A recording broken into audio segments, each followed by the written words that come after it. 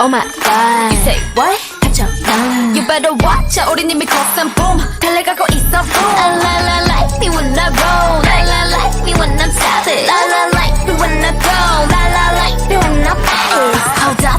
빛을 따라서 짜라짜짜 달려나가 run. Go funny 라타타타타 음색을 열어 난. 1, 2, it's time to go. 후회 없어 난 맞서 난 깨버렸지. 날 따라서 움직여 roots. 손끝으로 세상을 두드려 움직여. Yeah, I'm coming. I bring all the drama, I bring drama, with my girls in the back, girls in the back. Drama, I bring drama, with my world in the back. 날 없이 자트는 drama. Drama, bring that drama, with my girls in the back, girls in the back. Yeah, I bring drama, bring that drama, with my world in the back. 날 없이 자트는 drama. Three, two, one. You know I've been kinda like 1, 2, 3. 깜짝 놀랄 dancing. 길을 거머쥐. Hello, happy Saturday. So good to see you guys as I have turned 50. Yeah, and making a big deal because 50 sounds so old to me. But hello, you guys from Rhode Island and Ottawa. Yes, love you. 안녕하세요. Happy Saturday. Carol, how to buy a car by the car broker. Oh, I love that title. It's me today, and I have so much to share with you guys. Altadena, California. Where is that? Let me know. Heather in Montana. Love it. I love when I hear from where you guys all are from across the world. Yes, I did recover from my 50th birthday. Let me start with that. My 50th birthday, from some of you guys who are on this call, actually, I received the most beautiful, I just wanted to pull it up, kudo board. I never actually got that before. And you guys on my September tour sent me the most beautiful messages, individual messages. I mean, that is hello from Seattle and hello from Virginia. Thank you for the birthday wishes. I'm still riding high from the birthday wishes. But I had to share that. I wanted to share this, guys. Have you ever gotten a kudo board? A kudo board was sent to me by the inaugural September tour. They each wrote me a message with photos of me with them. Look at this one of my favorites, and messages. And I was reading it in the resort and at breakfast and very much touched, but I had to share about it because you guys might want to do this. Like, I thought it was one of the best gifts ever. Forget the ginseng I got and what other stuff I got, a trip. This is precious stuff. Sorry, this is messages that you won't ever forget. You can't see the messages that I will reread like whenever I'm feeling down. So I was getting emotional, but thank you for this. This is from the September crew, but think of this if you ever want to send to people, kudo board. Hello from Vancouver. Must be really cold there. Minneapolis. Hello, Zoe. So all this, I just had to share that. Okay. So that was like a lovely birthday gift from my September tour. Again, they sent me a kudo board with all these private messages. Updates tour. We have 2 spots left, guys. Those 2 spots are hanging still. And I do have people DMing me. So I send you over to the tours because I don't want to lose those DMs. So if you have questions, go over to the tours Instagram and the team will update you or write you back like sooner than I can. So 2 spots for September. Everything else is full. And that's exciting because there's just, doing these tours from 2 to 6. It's like still unbelievable to me. And makes my life crazier, but in a good way. Hello, Nancy. See, I'm saying hi to folks. This is great. So affirming for me. And then the other update I have is my book. So I have begun promoting my book. I have a publicist for my book. It's kind of creepy though. When they send you stuff, they're like, you have a TV interview, you have this, you have to write this little snippet in this article. And I'm like, oh my gosh. So lots of exciting stuff. Remember, my word is transformation. So transformation means doing new things. And this is what I hear from a lot of people. It's exciting, Jeannie. Yes, it is. But it's also nerve-wracking at the same time. So you have exciting things happening, and then you have nerve-wracking things happening, like promoting my book. And I'm not good at that. really am not. I can promote other stuff, but when you have to promote your own book, it's kind of awkward. So I'm doing that. It was great to be on this live TV interview where I talked about Squid Game, because again, you don't know the questions they're going to ask you, so you have to be prepared for all of them. And the publicist pitches all the K-dramas and all the stuff, but I think I made them see K-dramas in a different light based on Squid Game. So, and I made it clear, it's not like I recommend this one for your mental health, but we can learn from so much. And Squid Game, I do pull out things from that one. So I talked about in my live interview, and then I have more interviews coming up. So that's my book. Pre-ordering, you get a free webinar from me. And I do want you to know that you can still email, please do, marketing@noonasnoonchi.com to get that webinar, because it's my storytelling one about narratives and identity. So you get a glimpse of my work, what I do in like corporations and community organizations. Okay, so then now I have a big update for you guys all here. Yeah, I haven't shared this yet, so you are the first to hear it. A week from today, I go on travel again. And this time I go on travel to Seoul, Korea, 1 month earlier than I planned. So behind the scenes of me on vacation and doing all this stuff, I'm like, oh my gosh, my life just got turned upside down a little bit. I have this super special project that I got recruited for. So I have to go to Seoul a month early, and I had to inform my family and everything, going, I need help. We need to do all this. I got to leave a month early because I'm not going to come back. It doesn't make sense to, because of this project. And then I'll stay for the tour. So I will be in Korea for the longest I'll ever been, I think 2 months actually. And the super special project is right up my alley, mental health related. And that's all I can share. So I wanted to give you a teaser, but you'll hear about it. You might have to wait. It might be in several months, but you'll hear about it in a big way. I'll talk about it. You'll probably hear about it in the news, but it's a big project and probably my biggest yet, aside from the book, because that was a big deal. But I just wanted to share that. So yeah, a week from today, you'll be seeing me in Seoul. The next time I do this K-Talk, I will see you in Korea. Yeah, thank you for that. Yeah, as much as I can share, I will. But, bound a little bit by silence. How do I juggle it all? Yeah. Prayer and family support and my own grit. Do you know what I mean? Because I have to balance. But yes, juggling it all. Even on my birthday, I shared this. I did not have a email waiver. I didn't say I was on vacation. I kept my emails going because I have so much to respond to that I was like, what's this? And my friends who were on vacation, she's a busy physician. So she was like, she totally got it. But I was like, yes, I'm trying to practice what I teach, but I also have to be on email because of this super special project and me leaving for Korea 1 month earlier than planned. So I'm literally running around trying to pack for it. And then I have friends who are expecting me. So they're like, yeah, it's freezing. And I'm like, yes, I know it's freezing. So I have to get ready for different weathers as I plan for the tours in April. So thank you for that. Any idea when you'll share your book tour schedule? Yeah, at this point, it's going to happen, but it's going to happen after I come back to the States after May. After the book releases, you'll start hearing me do it. I want to go to Canada. Yeah, that's definitely going to be there. Probably Toronto, maybe Vancouver, and then the West Coast, like Seattle, California, Chicago. So all of it's in there in my wish list. It's all about making it work from May to August before I head back to Korea for the fall tours. So thank you for this. Yes, I'll keep you posted. You guys know I'll be telling you guys stuff. Maybe the tour folks from last year will get the heads up first. Okay, so that said, wrapping up the updates, last thing. Yeah, of course, California. You know, Atlanta is also on the list because I have family there. So yeah.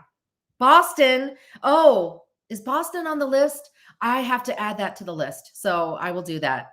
For some reason, I didn't have that on there.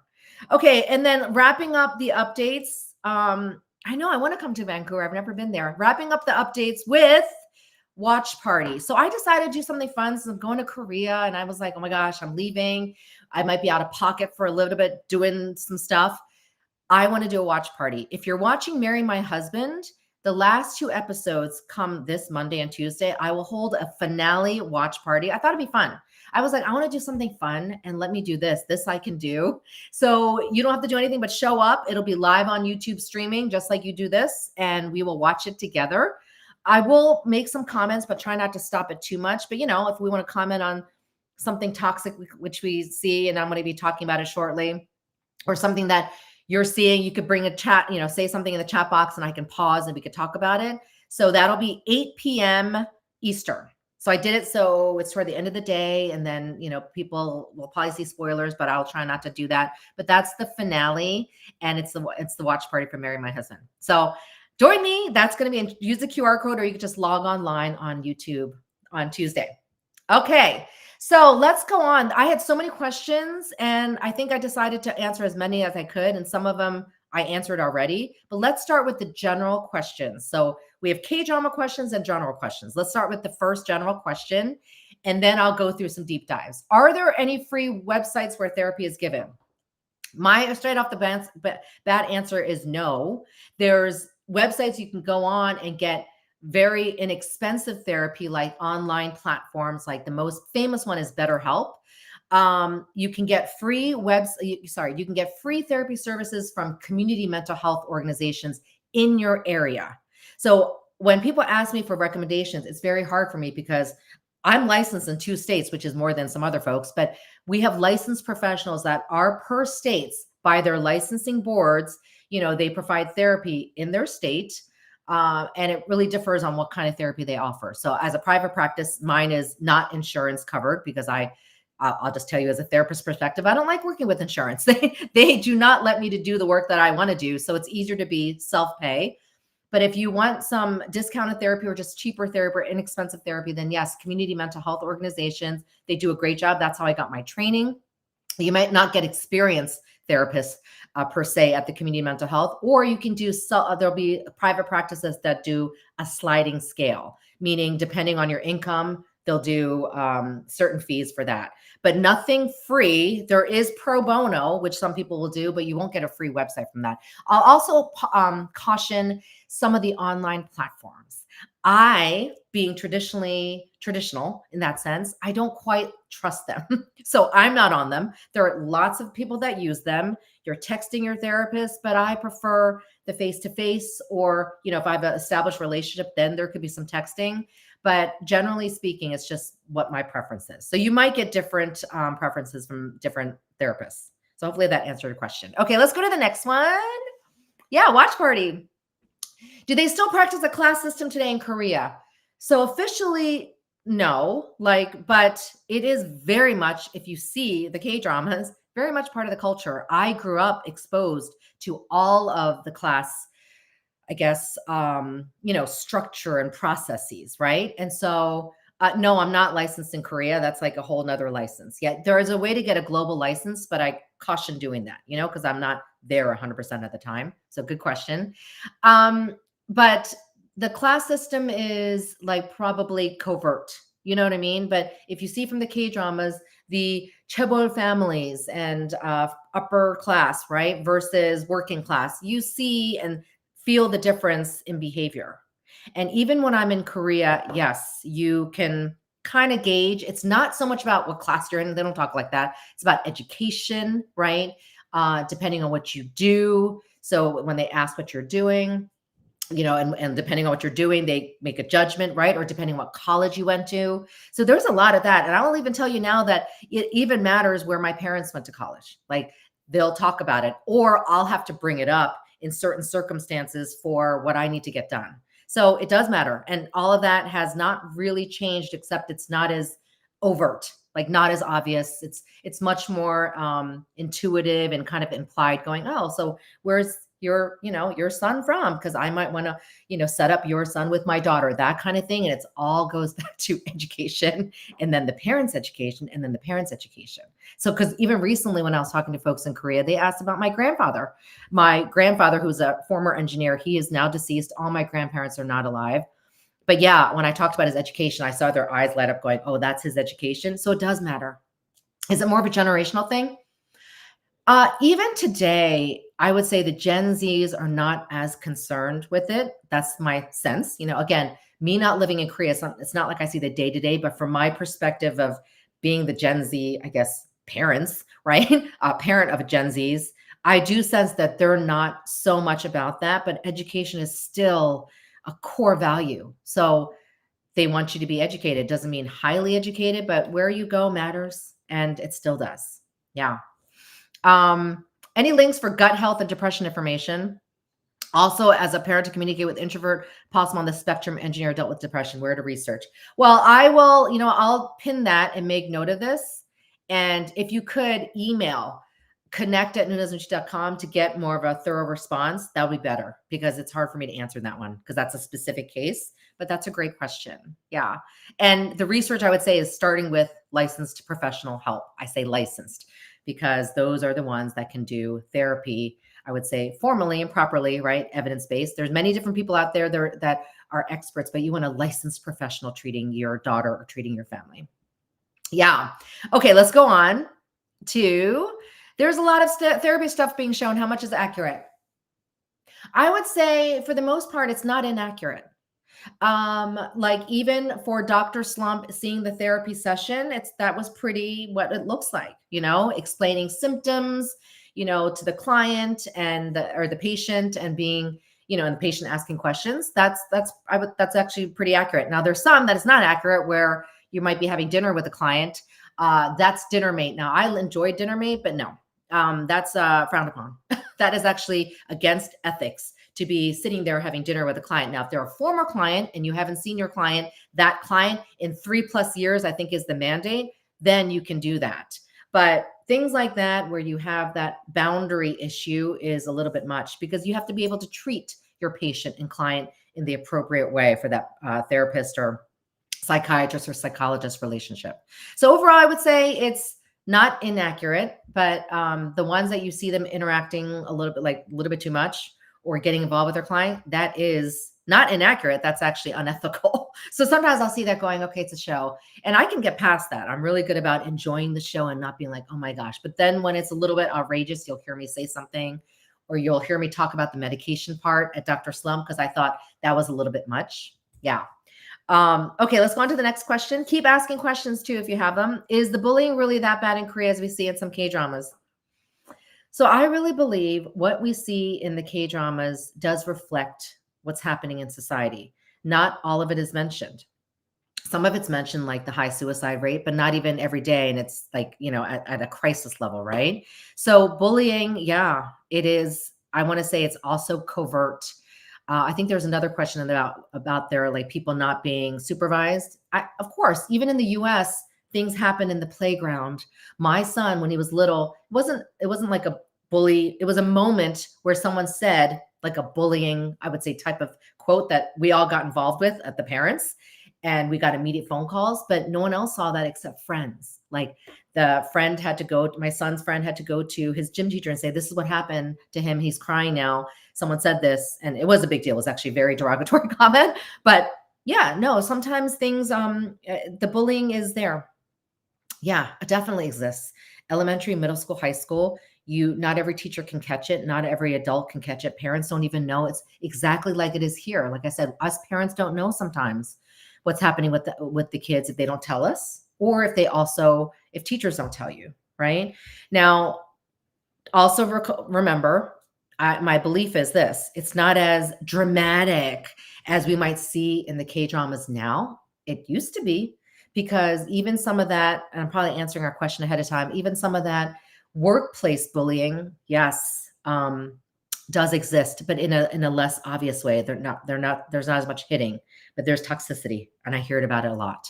So that's my best way of answering that. So yes, whatever we see in the K-dramas are reflecting society in somewhat, but remember, it's a drama, so it's also exaggerated.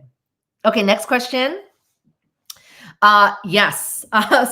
Linda just asked, do they really hand out their business cards? Oh, yes, indeed. I ordered tons of business cards. They're all gone. I was running out of them within like a month of me being in Korea this fall. So it's so funny you just said that. I just ordered a bunch since I'm leaving in a week, going, oh my gosh, I better order like 500 cards, because everywhere you go, because I'm doing a lot of business there. So I always introduce myself, give a card, they give you a card. Do you know how many cards I have? I should find them. It's like stacks of cards. And yes, they do. They define by the business cards. In the US, I remember the last time I gave a business card. I'm like, oh, find me on LinkedIn, right? Or email me or DM me is what we say in the US. We see a lot of hostility in the workplace. Is that common in real life? Yes. But it's also common anywhere. I see it in the US. That is my job, right? So there are times it's, again, covertly done. Now in the US, you lay a hand on somebody, you have HR going crazy. So there's much more stricter processes in the US that I like. In Korea, not so much, but it's getting better.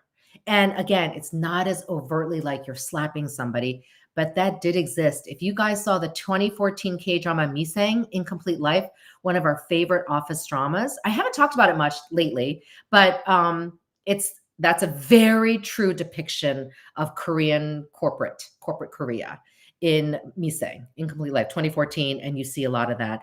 I think it's gotten better. We have Gen Zs now, speaking up. You have different people in leadership. It's getting better, but hostility in the workplace, of course, still exists. Yes.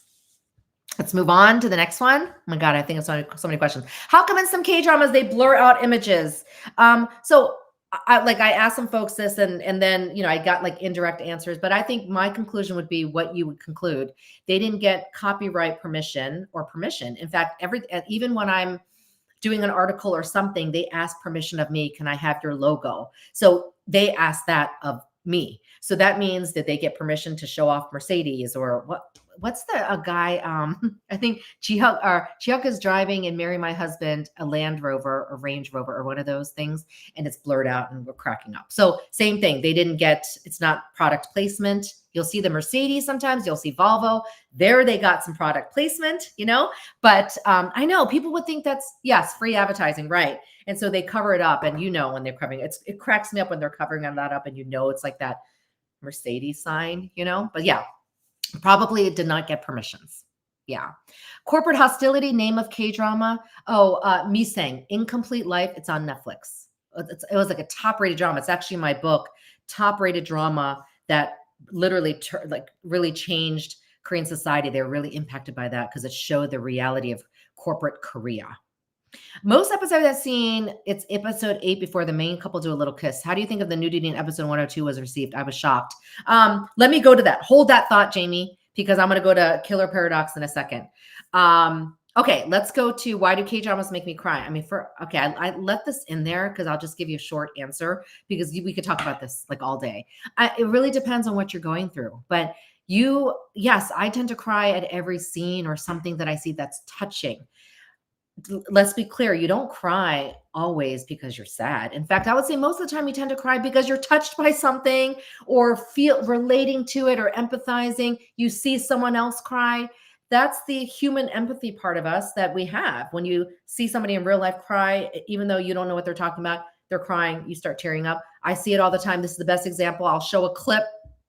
I don't know, tearjerker from Hometown Cha-Cha was the most recent popular one in corporate America. And you see grown executives tearing up and they're like, why am I crying? And then I'll explain, but I'll also share, maybe let's think back. What's the meaning of this? Meaning, did you relate to this in some way? Did it trigger something like, oh, this memory, positive or good or positive or negative, right? So there's many different ways that make you cry, but it has a lot to do with that empathy first that you see. We're actually much more empathetic and compassionate creatures than we give ourselves credit for. So that they do a good job of that. And you see in every K-drama, the men cry or the women cry and they're very emotional. And that's part of the acting, but that's also part of the draw to bring that out that we don't get to. In real life, you don't get to tear up, though I have been lately, but you don't get to tear up every moment when you're working or with clients or with your kids, right? But you can in a K-drama. It's safe. You're watching something and you see, Park Shin-hye's character crying, then you're like so touched, right? That's the short answer. Okay. Let's go on to some K-dramas are showing mental health as a core issue. Why? Well, the short answer of that is, first of all, every K-drama has mental health at its core. Of course, I'm going to say that not because I like to analyze K-dramas for a living. I say that now.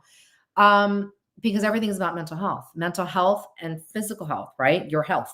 So I quote the WHO, the World Health Organization, and their best quote is mental health is health, period. So when people ask me things like, oh, did this have mental health? I go, well, let me define mental health. So you hear me saying this, your well-being. So your emotional and your social and psychological well-being, that is all an everyday thing, right? Psychological, yeah, literally how your brain is processing things, whether it's trauma or something beautiful. Emotional, right? Our emotions, whether we're grouchy or happy or sad or frustrated, or me this morning nervous as I'm preparing for, a big trip in a week, things like that. That's all emotional. And then social, yes, we relate to people, family, toxic people, right? Toxic family, all of that is part of our mental health. So of course, you see that as a core issue. Now, some will show it more, like Doctor Slump. They're talking, they're talking about depression and PTSD. Actually, Park Hyung-sik's character, that's great. So that would be more mental illness. That's a specific diagnosis. But mental health is at the core of anything we watch, or anything really. Hopefully that didn't make you go, oh my gosh, what is she saying? But that's my answer to that. Okay, I can't wait to talk about killer paradox. Okay, what do you think about the repetitive K-drama tropes?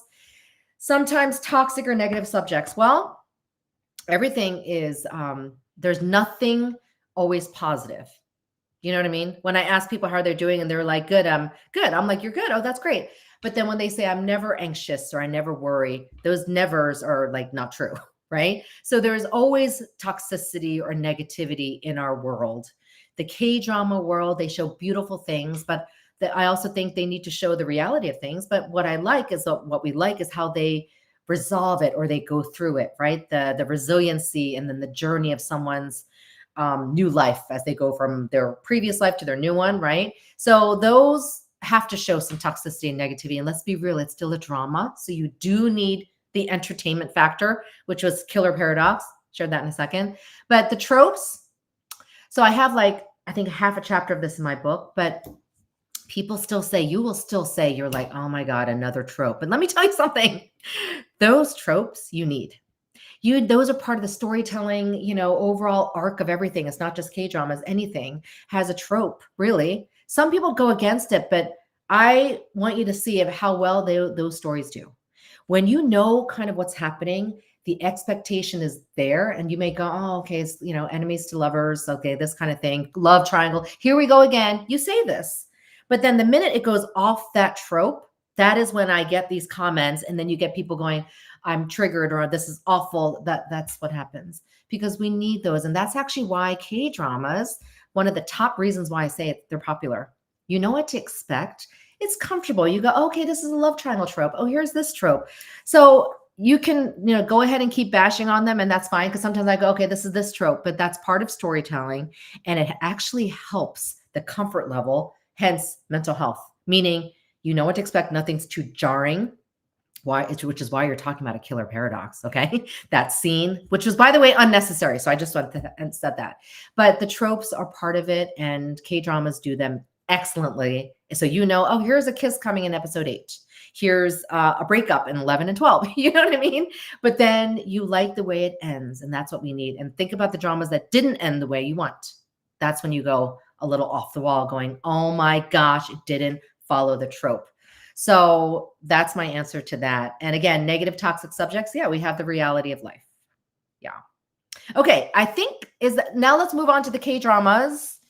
Is this really like adults know adult? Oh, I think I answered that. When bullying happens, bullying tends to happen when people aren't around. You think people are going to do it when, though in Korea you see it, yes, more overt, but that's because of the drama. But generally speaking, a toxic behavior or a traumatic behavior like bullying, of course, happens when people aren't looking. So they could do that. It's all about control. It can be abusive too, right? So I have experience firsthand from a parent and from a professional that it tends to happen in a very covert way, like undercover, and people don't see it, right? That's why it's so terrible at times, the abuse. And sometimes the victim doesn't share. Right? We also have that. Doesn't mean something if I'm triggered by a trope. Yeah, I love all this engagement. It does mean something. I think it always means something when you're feeling something, right? So then you can ask, why does this trope bother me? For instance, I have tons of clients who get really bothered by the childhood trauma trope, which is in a lot of K-dramas because they themselves have experienced it, or they're working with their kids, right, that have experienced it. Or a divorce story triggers a lot of people having gone through it or considering it. So just think about that meaning. Always look at the meaning of going, why does this trigger me? Is it something I've seen, something I've experienced, something I don't want to experience? It also could mean you don't want to experience this. This could be a fear, whether it's imagined or real. I'm being too mean to you and hurting you, but it's for your own good because I actually, that's a good trope. Meaning I love your eye roll. That is hard for me to explain because I'm so glad you brought that up. That's a very Korean thing. Or I'm just saying from my perspective, from an Asian cultural perspective, it's not good, but it's not bad. It's part of the culture of like, it's for your own good. Have you heard that? The typical term a parent might say, it's for your own good. Well, sometimes it's not for your own good. But if the intention is pure or well-intended, then I guess I couldn't necessarily insult that because it's very cultural. Even in the South, working with clients, I would say I'm more of a northerner, right? Growing up in Philadelphia, then going to school in New York and then DC. But being in the South now and just knowing the Southern culture, folks are very similar to actually Asian culture where they're like, it's for their own good that I'm doing this. I'm like, my challenge would be, is it? Like, is this something that you're doing because you want to do this or you're angry? So it always looking at the meaning of something. And if it does trigger, then you could think, maybe I was hurt by this, or it goes against your core values. It could be as simple as that, going, I wouldn't do this. This is not me. And that's fine. So yeah, and I have a few of those that annoy me too. I think that email made bullying in the workplace so much easier for the bullies. Yeah, there's cyberbullying, of course. Working with a lot of influencers, people get mean things, comments, DMs. I'll hear about it all the time. Is having a mistress normal in case society is depicted in K-dramas? That is so funny that you said that. I don't see it. Like in everybody that I know, any marriage that I know of that I'm thinking of, whether it's my age, my parents' age, or younger, I don't hear of it. But that doesn't mean it doesn't exist, right? And so I'm just going to go back to my answer that what we tend to see in the K-dramas most likely depicts the truth of what's happening. Like in anything, they're writing something based on real life. Now, but when it's a fantasy, like going back in time travel, all that is fantasy. But some of the core issues or all the core issues are based on reality, right? Just like I say emotions and the characters, people go, Jeannie, K-dramas are so unrealistic. I'm like, yeah, the scenarios are. I mean, yeah, you don't have some, I'm thinking business proposal or something, someone driving up and doing all this stuff at work. Yeah, that's all pretend, but not the actual people, the characters and their family conflict that they have or their interactions, like the love interactions. People have asked me, are those realistic, the love interactions between couples? Do guys really act like that? Well, in my perspective, and I'm giving you because perception, your perception is based on reality and everybody's perception is different. So I always say that. But from my perception, yes, I have seen, it was in one of my 50 favorite things, couples twinning in Korea. Not only are they wearing the same clothes, they're also very affectionate, like more than Americans, more than me and my husband. So I'm like, oh my God, that's so cute to see. And that's there. And I'm watching it because I love observing, and having fun, people watching. Okay. Yeah. Tough love. All of that is part of that. And that's very much part of the Korean culture. I was brought up with that too. Can you talk about adults hitting grown kids all the time? Yes, that does happen. Now, my mom hasn't done it lately because I'm not really around her, but I see it with my mom and her aunts, like hitting each other. You see the actors doing that in interviews. Do you watch it? If you watch an interview, you're seeing them going, oh my God, yes, that's part of the culture. It's affectionate. It's more on the affectionate side, but obviously the hitting of it's their way of, Koreans have strict punishing rules. It is definitely there. I see it. I see friends doing it to each other. They'll hit each other. You see Doctor Slump giving the little flicks. They still do that. In fact, someone did that to me like last summer or something. I was annoyed. I'm like, did you just flick me? It's part of the culture. So yes, talking about adults hitting grown kids all the time is there. Scoldings are there. Grown adults will still scold their grown kids. When did I get scolded? As recently as last fall by my aunt. Now, she didn't hit me or anything, but she scolded me for something I did good, actually. I'm going to just leave it at that. But I was like, oh my God, I'm still her niece, I guess. And she's still my aunt, even though my cousin, we're all grown, right? With teenagers. It's still very much of that parental, top down. highway, my way. It's very much part of the Korean culture. I want to say, even with Gen Zs that struggle with it, it's still there. They still have parents, that are my age, that are different than the way I'm raising my kids, because I was raised in the West. So again, it's that cultural, concept that could be hard. But when you're in Korea, next time you guys are there, take a look at it. You may see it. You may not see it because you're not quite in maybe with Korean nationals interacting all the time, but it's more out of affection. But at the same breath, it could be more of the parent scolding. I don't see dads do it as much. It's a very woman thing. Like I tend to see that. That's a very, I know I'm imitating it. But again, I don't want to say it's good. I don't want to say it's bad, but it's part of the culture. But it does exist. Yes. Hold on. I thought, as a non-Asian, it's hard for me to understand the concept of one person making decisions for another person without their input. Yeah. It's not just Asian though. I mean, I've seen it in some stricter families, I see some decisions being made. And so that does happen. Yeah. Again, the society is leaning in towards obviously the younger folks coming in. So you're seeing it shift, but it's still Korean. It's still rooted in East Asian culture, right? Confucianism that I talk about a lot, still very much there. Women as second-class citizens. You know what? Recently, now I'm a CEO in Korea. I don't see the sexism. Now, this is my own personal experience. I'm not working there full time. I hear about it from people working there full time that sexism exists, but it exists in the US too. In fact, I'll be honest with you, I've experienced it more in the US than I have in Korea. So that part is different, where I'm like, the minute you say you're a 대표님 or CEO, I have gotten that. Now they have thought my husband has a CEO, but the minute I say I am, or we switch, it shifts, right? So I'm treated as such. And so that might be the people I'm working with, especially the tour folks who I love, but I haven't seen that. And I get it more in the US, just saying. So again, I think that still exists everywhere. Those isms are still there. Okay. I'll talk about Doctor Slump in a second. So let's move on to the K-drama deep dives with your questions. I hope I'm answering them. The killer paradox. Okay. And let me give you my summary. Yeah, some scenes were unnecessary. Like, what? Did you just want the wow factor? Because this was specifically made for Netflix. If a K-drama drops all episodes, it was specifically made for Netflix. I know that from insiders. So maybe they wanted that wow factor of like, oh, it's on Netflix globally, so let's make sure we add that in. I was like, no, those scenes did not need those scenes. Even if he was imagining things because of his own trauma, no, you didn't need that. Right. And so that again was just for that factor of like, ooh, some explicit stuff, which I thought was unnecessary. I enjoyed the killer paradox.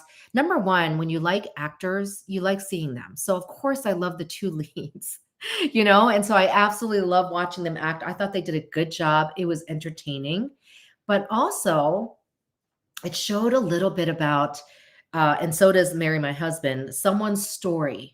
So, at the end of the day, the person might be horrific. First of all, I don't condone murdering. So with Choi Wooshik's character, I'm going to get a question shortly, which I thought was a brilliant question, but no, it's not like I condone what he's doing. Like, you know what I'm saying?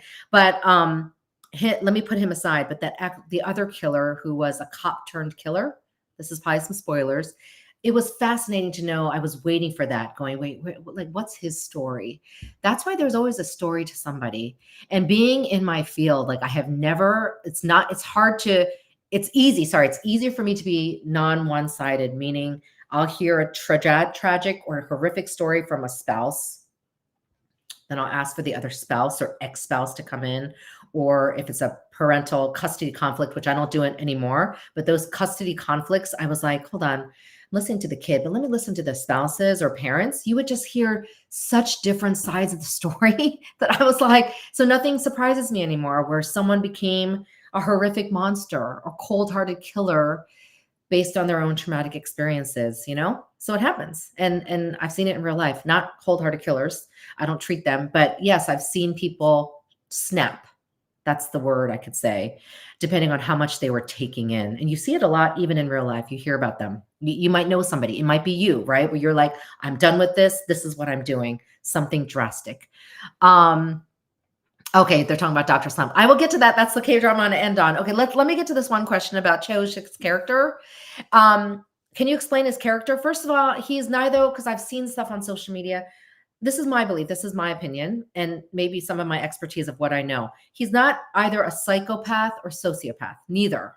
It's a story, first of all, though I think it was loosely based on, I feel like it's like Dexter. Did you guys see Dexter? Kind of reminds me of Dexter. But, and I only saw like one season of Dexter, but he has empathy and he was going to turn himself in. So, but then that wouldn't have been a story. If he turned himself in after episode 1, when he accidentally killed somebody in self-defense, that was self-defense. And that's what it looked like. It would have ended the story, but obviously they had to keep going. So he didn't share. And then the whole black comedy of it all is things worked out for him. And there's things that because I was reading up on things and I'm watching it going, people analyzing things like, oh, he has a gift of scoping out the horrific people to kill them. That still doesn't justify, like, no matter what, don't justify unless it's in self-defense. You know what I mean? Still, murdering someone else is a crime. That's just what it is, right? So then I think it would have ended the story if he had, turned himself in. But you saw him struggling to turn himself in. And then you saw him literally develop post-traumatic stress from everything he was doing. Those flashbacks, everything is all part of now his makeup. So I don't know if there's going to be a season 2. It looked like it could be. Maybe he does turn into a cold-hearted killer. Then I could say he's a psychopath, not sociopath. So he doesn't have that. He's actually a sweet character. He's actually a kind character. He and the friend Lobin is, they had the friendship. So he didn't have any of those qualities. So you couldn't pinpoint, So I thought it was complex, but I thought it was made for entertainment purposes, his very character. What are your thoughts on the ending? Yeah. I think there's a season 2. I mean, it seems like it, right? They left it open for a season 2. I haven't heard anything, but it seemed like there would be. And he came back because that's the comedy of the show. His slate was wiped clean. He has no record. And Son Seok-woo's character, what's the detective? Changnakdam means toy in Korean. That's just so funny. We thought that was funny. He didn't rat him out. So he also saw, because I thought the detective, his character was doing the noble detective thing. You know what I mean? Yes, he lost his cool. I mean, I can't imagine being a detective and seeing homicides and, suicides and all that stuff. So you are going to be a certain way. So he obviously protected Choi Wooshik's character as well. And I thought that said something. So I think he saw the good in him, if that makes sense. And he didn't tell on him. So there's probably going to be more, but it's complex. So I thought it was interesting. And I thought the most simple character might have been the actual cold-hearted killer, who also is not necessarily a psychopath or sociopath. Like, by the way, I don't think I've ever treated any of those. Antisocial personality disorder, it's a diagnosis. They don't have that. They actually had empathy. They actually showed some feelings. That killer, Song Chon, actually had strong emotions of why he was doing and what led him to that point. Do you know what I mean? So again, this is all for show. So don't get too knee deep into it, but don't label them either as these psychopath, sociopath killers. Berta says to detective, it's hard to kill the first time. You haven't killed anyone, meaning it's easier for Chan now. Yeah, I mean, think about it. Totally. In fact, Choi Wooshik's character went, let me kill him for you. Remember that scene? We're totally giving away spoilers, but he kills the guy. The detective kills the guy who killed his father, and I guess it could look like self-defense. He also got away with it, right? But we empathize why. But then Choi Wooshik's character also said, let me do that for you because I've gone through that. So I still don't think he is either because, again, he still has this emotion and you see it. So we'll see. And Choi Wooshik's good at that, having that multidimensional look at things. But we'll see what it looks like. But he could turn into a cold-hearted killer. We'll see if season 2 comes out. But that's my 2 cents on A Killer Paradox. And I just enjoyed it. It was fun to watch. It was a great binge. And it didn't trigger me. In fact, I was telling somebody the glory triggered me more than A Killer Paradox. Maybe because I thought it's kind of had another fantastical element that we know, wouldn't really be possible, where the glory was about bullying in a little bit more realistic setting. Okay, let's go on to Marry My Husband. Okay, I did not read the webtoon, but I talked to lots of folks who have. And then there's also a web novel. And I'm not sure about the character, the K-pop character Boa, but ever since she came in, I think went a little bit off the rails. like episode 14, we were like, what? Like what's going on? I think episode 13 and 14, again, entertainment purposes. So this is not a deep dive per se, but really, you're going to try to, this is a spoiler alert, try to kill, Jiwon. This is our ex-boyfriend. I'm like, what? That is, I didn't think that was quite his character either, though. Anybody could be driven by money and greed. Yes. But I thought that was unnecessarily. So from what I'm hearing, it's not quite right now. 13 and 14 were like the webtoon or the web novel. Let's just hope 15 and 16 gets back on track. But I'm enjoying it because, in fact, I'll do some content on it soon, because how Jiwon, the main character, Park Min Young's character, is handling Sumin is actually good, like from a therapist perspective. So I will break it down a little bit more. It's a lot of content to wrap my head around. And then I was on vacation. So I was like, let me try to break down how her character is handling Sumin and vice versa. So let's go through the questions for Marry My Husband. He was still, Jamie, he's still nice. Oh, this is Choi Wooshik's character in A Killer Paradox. I think what's getting him to kill the folks is that he believes he's doing the noble thing based on his sidekick, which they have noble, they have a noble cause, but it's not like, what's that word? What's that word when you have, it's not vigilante justice. No, this murdering is not something that should be condoned. So overall, I think it's entertainment purposes, and he's a likable character. So the fact that we still like him, I still think that we're going to like him. And I think that's what Choi Wooshik's doing to make him likable. Is the white truck killing a real thing that happens? I don't think it's a real thing, because, and not like anybody will tell you that, but there is white trucks in Korea. So you see them everywhere. And people who have been on my tours have said that you could see them, and you do see them. And so people go, oh, there's a white truck. There's a white truck. So that's real. But I will share this, and I was going to share this. I do know a couple stories where people were hit by a truck. It wasn't white, but they were hit and killed off the curb. So I've heard those stories. So then the best way to answer that is that idea. I guess the concept just seems like it's easy to do. You see that in some of the movies too, in the American films, but you see them in like another car. The white truck, I think it just believable maybe, but they're very popular in Korea. You do see the white trucks. So I'm thinking that's why they use them. But that I couldn't get the confirmation of the statistics, except the two stories I just told you that happened from walking, and they were killed. Yeah, they were hit. So moving on from that question, but that's my best answer for that one. Again, and anything reflects real society. So maybe they know of some things, but nothing I've heard of is all I could say. Why I liked this question, because I would not word Kang Ji-won as weak. No, I just think she made those choices, right? And so it's not like she changed, like she had a personality switch. How she is that we see her today is how she always was. The difference is her support. Back in her old life, she sadly had that crap husband, which, by the way, I like that actor. He's super funny. Her dad died. Her mother went off, was not part of her life. So she didn't really have a support. She didn't have this friendship or Chi-hook in her life. Now she does. And you just see an example of one person believing in her, or he's always loved her. He just wasn't part of that previous life, even though he wanted to be. And then he came back and made his own choices, right? Like, I'm going to be part of her life.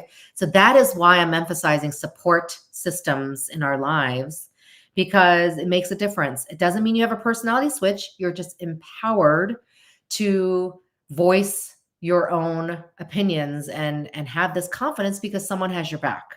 I mean, that's the basic concept of that. So I wouldn't say weak. I don't believe anybody's actually weak. In fact, you hear the weak term in like Asian culture, or they're weak. And I get very irritated with that, going, no one's weak. Everybody has this resilience. I mean, that's why I talk about resilience. We can build that resilience. It just means right now you're not having you have a lack of confidence to speak up. Again, Ji-won realized she led her life this way, going, oh my gosh, I let this happen. I think she's saying this in her monologue, going, I'm going to do this. You don't hear her going, oh, here's the new me. Here's, I'm having a personality switch. You actually go, no, here's my decisions I'm making. But again, she has the, like I would say, friendship of the coworkers, and then the sister, Chiok's adopted sister. You have that. That is very important. That is how she's able to live her life differently. Yeah. I agree. She tolerated abuse, but I wouldn't see her as a weak person. Yeah.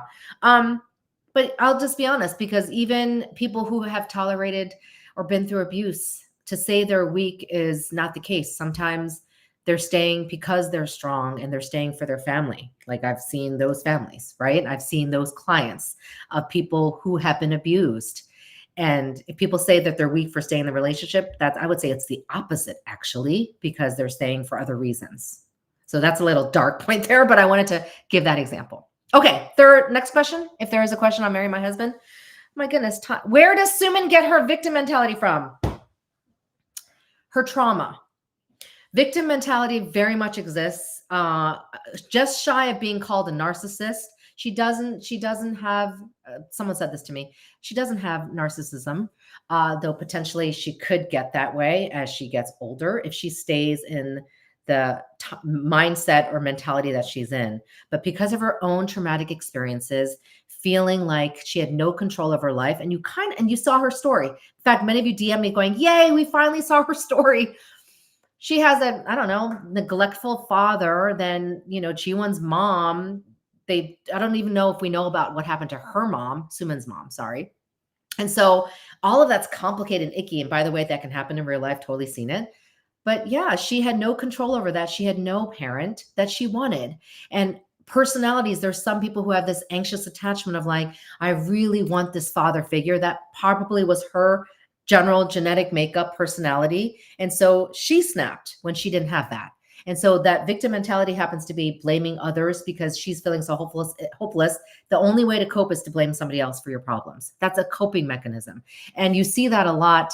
And I see that even in clients, like them being the victim. And also I'll ask you, are you playing victim? Is that your way of coping, blaming someone else? But blaming is a big part of hate.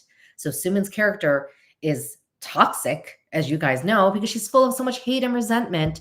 And again, her way of coping, and until she gets professional help, which you may not see, we'll see if she redeems herself. She is cold-hearted to anything Jiwon said of being empathetic, right? And going, well, no, it's also still your fault. Everything's your fault. She also was jealous. That also can come from jealousy. She saw Jiwon having a very loving father. She didn't have that. That just fueled her own trauma of not having that stable upbringing. Hence, it's just a reminder how important your family upbringing is, bad or not, right? And that's why you work through it. If it wasn't good, you can become healthier adults. It just takes work. And so she can have that. She can overcome that mentality if she worked through that. For instance, decided to see and be like, you know what? Let me get out of this terrible marriage and let me put matters in my own hands. Nothing's in her own hands. She looks like she's controlling, but she's totally out of control. That's where that comes from. Yeah. So hopefully that helped you.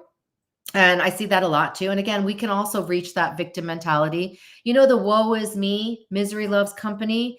Re-examine that in yourself. We all can get that way, to blame others for something because it's just the way of coping. Then going, okay, you know what? This was so horrific that happened to me. I can put matters in my own hands, get help, get the right support people in place to help me. I'm going to go through it because it's easier to go, it's your fault and forget you. And I'm not going to help myself. That is easier. It's actually harder to help yourself. But then once you do, the rewards are great. So great return on investment. She doesn't have support. Yeah, she could though. I think if, I really believe anybody can get that support when they change things, right? All right, let's move on. Oh yeah, Marry My Husband, by the way. I mean, I love the acting. What is Sumin's name, the actress's name? But brilliant acting. You hate her. Yeah, actually, K-dramas do that really well. You hate the person until you don't hate them anymore. So I don't know if that's going to change. I kind of think so. We'll see. Maybe it won't be fully redeemed, but like, oh, okay, there's some hope for her after all. Okay, so let's go on. Is that the last question for Marry My Husband? Okay, let's go on to Doctor Slump, which is my current favorite. Marry My Husband was until like 13 and 14. I was like, what just happened? But I'm still excited to see it. And it was very entertaining. And there was lots to come out of that. In fact, more, like I said, more content to come for me on how to handle boundaries. I'm like, oh my gosh, that's like a lot of my work. And I can't wait to talk about it more. Dr. Slump, even though I already shared that I didn't like the way he gave her medication, again, she didn't need that. And then you see them taking it. I still think it's endearing seeing them both take it. It's just their bond during their slump, and how to get out of their slump. Well, I think that's the whole K-drama. We'll see what that happens. Obviously, there's a case involved, a mystery, lots of things happening there, but hoping, we know this is a K-drama. It's going to go for the best. Let's start with the question with Dr. Slump. I think you guys talked about physical abuse. Yeah, some people have talked about. No, that is, physical abuse, slapping in the reality. I've never seen it, but I do believe it exists. I've heard of things, and that's the best way to say it's very sensitive, but it doesn't happen so much now. But if Miseng was any indication where grown men were crying after that K-drama, and that was research from my book, then I would say it did exist, And again, today they don't have HR rules like America does. So I think that's hopefully going to happen as new leadership comes in, but you still have the old school, and I have seen it. And again, it's not as bad as like slapping or what Park Shin-hye's character, drawing a blank, I know the actors, when she was kicked. Yeah, I thought that was a little extreme for dramatic purposes, but I don't think that's not realistic. I think it could be realistic. Yeah. And that was all covert, right? So you just see that happening to her in an office setting. We're seeing it because it's a show, but in that show, no one saw it but her. So I believe that can happen behind closed doors. Also, the hierarchy of your authority figures, elders, the biggest struggle in Asian culture is still very much there, where there isn't psychological safety, this term in America where it's like, trying to build that feedback culture. No, in Korea, it's like they say something, you listen to the detriment of a workplace. And you still very much see that. I'm not in a daily Korean workplace, but I hear about it. And now you have the younger folks who aren't tolerating that as much. The older folks, Gen Xers and up, grew up with that or were that way. So they will have the tendency to show that because that's learned behavior. But then it's also a matter of the younger generations coming up to leadership. They'll shift that. They'll shift all of that. And that's just like the Gen Zs in America. They're speaking out more. They're on social media. They're more digital savvy, right? There's this is why I talk about intergenerationality, how the older folks can learn from the younger folks and vice versa. It has to work both ways. The younger folks can learn so much from the older folks, right? About culture and all this stuff and vice versa. So I think that's very important in your families to look at the younger generation and not just poo-poo on them going, no, there's a lot they can teach you. They're having these conversations. They're very good at defining boundaries to the point that I'm like, did you just say that to me? Did you just define your boundaries? But that's great experience. Like on my part where I didn't grow up like that, And so, yeah, so that hopefully I answered that question. Again, whatever we see in the K-dramas reflects society to some point. It's just exaggerated. And again, we're seeing it publicly when it could be very under the radar, privately done. And by the way, it's not just physical. There's also verbal abuse. Okay, so that was last with the question. So let me just do an overall deep dive of Dr. Slump and why I like it. It touches on burnout, and it only touched on burnout in the very beginning, but that's still what Park Shin-hye's character is going through, the burnout and figuring that out. And even though she had a slight job interview that didn't work out, you're seeing her still taking a break. And I think that's great. So burnout, the best way to remedy that is to prevent it and not get to that point. So you have to do everything in your power. And that's part of daily life to manage your stress. That does not mean you're not stressed out. So I just did a workshop on this. I was like, let me rephrase. You will still be stressed out because stress is normal. Like I'm stressed. And people might think it's exciting, but I'm stressed about my work or things I need to do and flying to Seoul, Korea and doing all this stuff, right? That's stressful, but managing it is like getting things done, taking it day by day, taking care of yourself, taking a break from your work, right? Doing the things you enjoy, don't let those go, or finding new things to enjoy. That is managing your stress. When you get to burnout, it's kind of where she got to that moment where she was in front of a truck and thought, oh, it'd be easier if I'm going to die. That is very legit symptom of depression, where you think about death. That doesn't mean you're suicidal.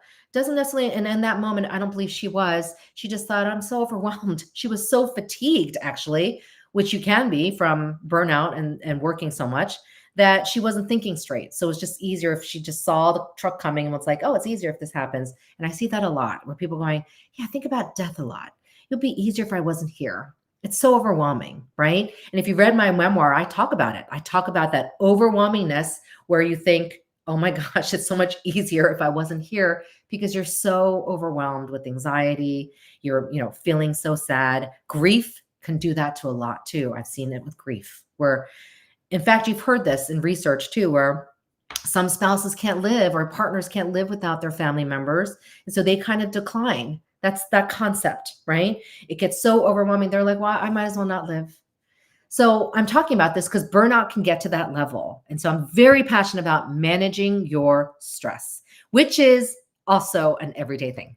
And stress could, in fact, I hear some people going, oh my gosh, Jeannie, I just got through that. And I'm like, how'd you get through that? Because I always ask those questions. What did you do? What helped you? Because then do it again. They'll say things like, I don't know what I did, but I just know that I went through it before and I repeated that. So I'm like, okay, great. But then I'll also say, if you're doing well, which I hear lately, I'm doing well. Oh, great. Why are you doing well? What's going on that you're doing well, right? Especially if I'm seeing that person, obviously I want to discharge the person, but I want to be able to say, you have to identify what's going well and go, this is why it's going well. I changed jobs, or I decided not to do this, or I added this in. Someone recently added voice lessons. I think that's so cool when I hear things like that. Do things like that. That's all part of your self-care investment. But that is an everyday thing, and you have to reset every day. So don't think you do something Monday and it's going to work Friday. So Friday might come and you're like, oh my gosh, I'm starting the day over. Let me change gears. So I do that every day. Something always happens. This is why I'm going to tell you now, I do not work on my birthday. So the last 5, since I started my private practice, just from learning experience, February 11th is a non-work day. If it's a Saturday, Sunday, obviously. But no, I choose not to, because it's my own self-care, because that's the way I learned from my own behavior. I've learned in the past, some crisis always happens. So I'm sharing that because that's, again, managing my stress to prevent burnout. And people ask me, how do I manage my stress? It's an everyday thing, So yes, I am stressed. In fact, I'm probably more stressed than a lot of people, but I manage it, and I enjoy the K-dramas, and that's why I watch them. And if I feel like a K-drama is giving me stress, I don't watch it. So that's why the Killer Paradox didn't. So I thought that was interesting. It's probably because I was on vacation, don't you think? So that's my thing with the managing stress to prevent burnout. The other thing is stress, you're overwhelmed. Burnout, you're underwhelmed. I'm giving you differences. So when you think you're overwhelmed, okay, you're aware of it.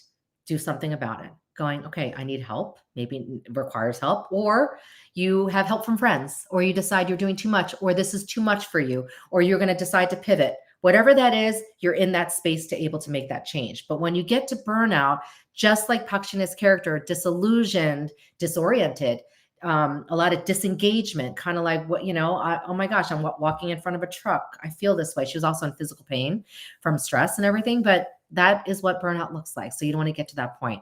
So I'm not disagreeing with the medication, but I definitely think it could have worked with lifestyle changes, which she made. She quit. She did that out of anger, but she quit and got her strength to do that. And now she's kind of resting up, right? So let's see I'm excited to see what happens with her. So hopefully that helped you. That's burnout. I love that they brought that up. Korea can be quite a burnout culture.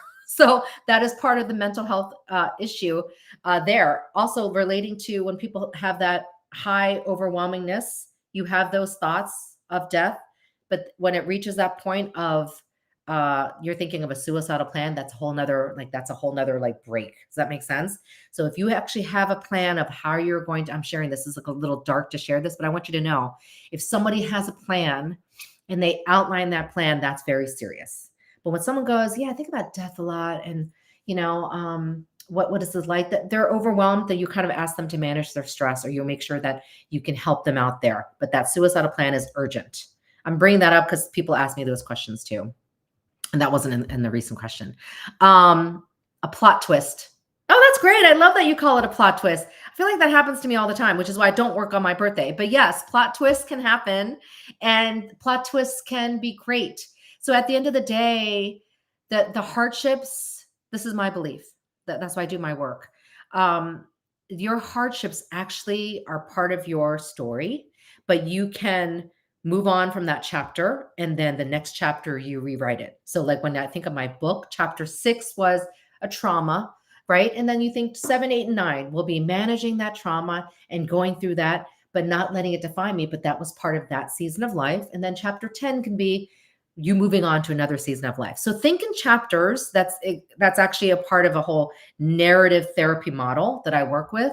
But the plot twist is great. I got a little bit of plot twist. So how do I untwist it or like rewrite this my way? Because we're able to rewrite our narratives. You always are in control, and just make sure you're surrounded by people that help you that way, and also unsupport people that are not way. That would be my key thing with boundaries. You can you can break yourself from toxicity.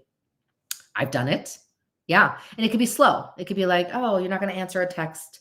You're not going to do this. And then slowly the person will get used to you not responding and let it go. Does that make sense? And all of us probably had to do that. Okay, so let's end on a happier note. Okay, so I will be in Seoul, South Korea a week from today, and I will make sure that you see me there. And probably frigid weather, so I would have to bundle up because the winds there are crazy. And then I will say, yes, there is a movement for better mental health in the K culture, definitely, which is my exciting initiative. You shall see. Obviously, mental health related, right up my alley. Oh my goodness, I love this. The opportunity, there is always an opportunity in crisis. Yeah, and I say that a lot. There is. The opportunity could be not seen in that moment because it's terrible. But then think back at the hardest times that you've gone through, and maybe you're still going through it. That's understandable. But then go, this is what came out of it.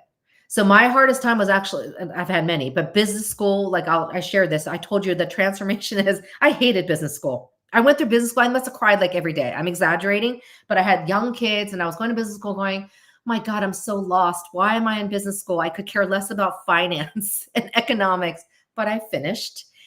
But I look back and went, oh my God, I'm so glad I went to business school.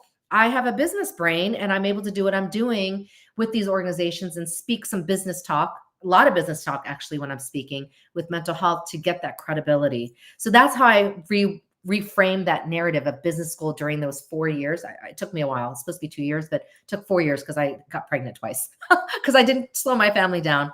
But I use my business background a lot to do what I do. Yeah. And hence be able to survive Korean businesses. But I'm having a great experience. I'm going to end with a hopeful note that Korea is doing some amazing things though. And because they're on the cusp of this global, they're doing whatever, K-pop, K-dramas, high production quality. They're just upping their game. They just need to up their game with mental health. But the minute they do up their game with mental health, I'm going to tell you something. They're going to blow everybody else out of the water. I already predict it because they're just so researched and brilliant in that sense because I already see signs. Hence my project. So cannot wait.